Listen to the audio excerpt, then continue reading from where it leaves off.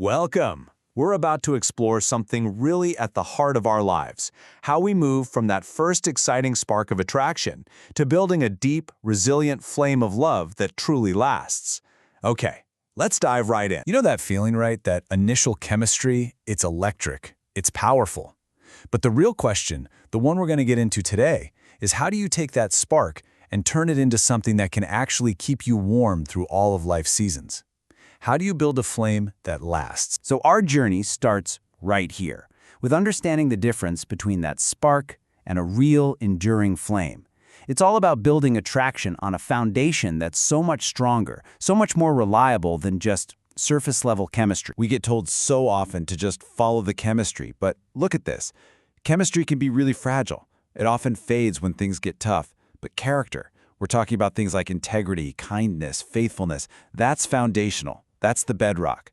It doesn't just survive challenges, it actually gets stronger through them. And that's why the first step is so crucial. Filter for character first. I absolutely love this quote. What a powerful way to put it. You know, a flame literally can't survive without oxygen. And in the very same way, love just can't breathe without encouragement. Our words have this incredible power. They can either fuel someone's insecurities or they can quiet them.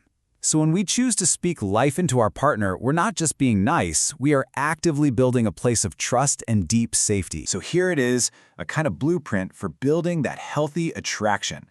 First, like we said, you build on the right foundation. Filter for character above all else.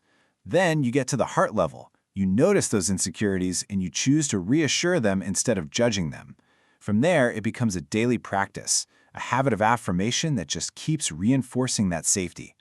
And finally, all of this is wrapped in patience, honoring the relationship's God-given time. All right, let's move into the next phase.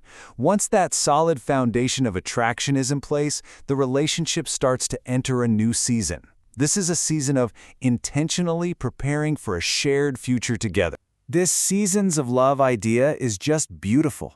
Think about it. You can't rush spring. It can't happen until you've gone through a winter. And that's a good thing.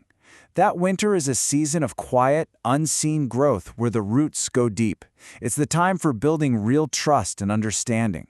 And it's only after that quiet season of growth that a true spring of chosen commitment can bring new, lasting life. So, how can you know if it's really springtime in your relationship? Here are 3 key signs. First, you have clarity, not just a rush of emotion. You see the whole person, the good days and the bad, and you love them. Second, you are 2 whole individuals coming together, not 2 broken halves trying to complete each other. And third, this one's so important.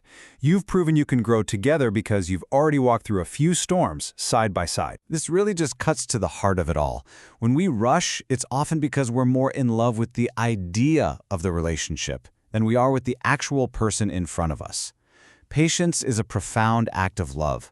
It says, I value you so much that I'm willing to trust the timing and let this beautiful thing unfold as it should. Okay, you've built attraction on character.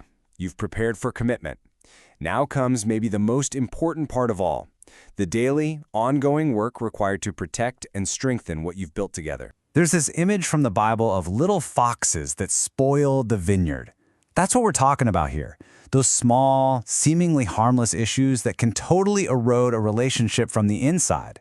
You know, the unspoken expectations, the minor annoyances, the bad habits we just ignore.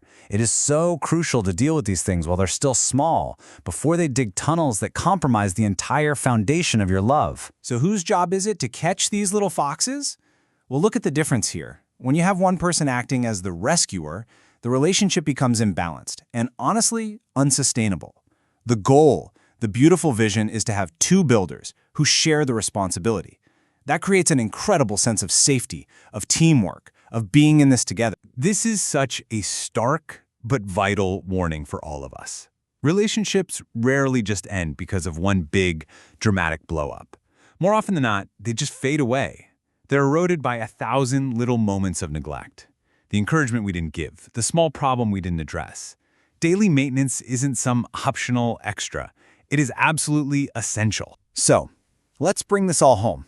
This last part is all about turning these big ideas into small, daily, practical choices. Because in the end, Lasting love isn't something you find, it's something you practice. This is a question to really sit with for a moment. Just ask yourself honestly, am I actively protecting my relationship? Am I having those small but courageous conversations?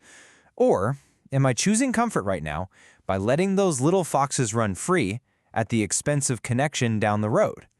It's a powerful point of reflection. And the good news, the really hopeful news, is that you can start today, right now. Think of it like this. First, you build your partner up. Speak one specific word of affirmation.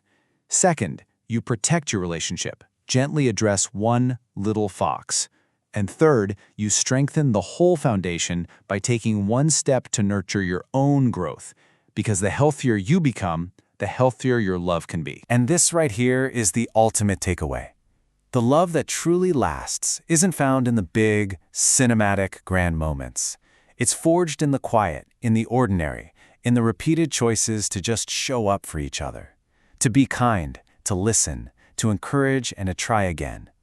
So the real question isn't whether you'll find a great love. It's this: what ordinary, beautiful choice will you make today to build it?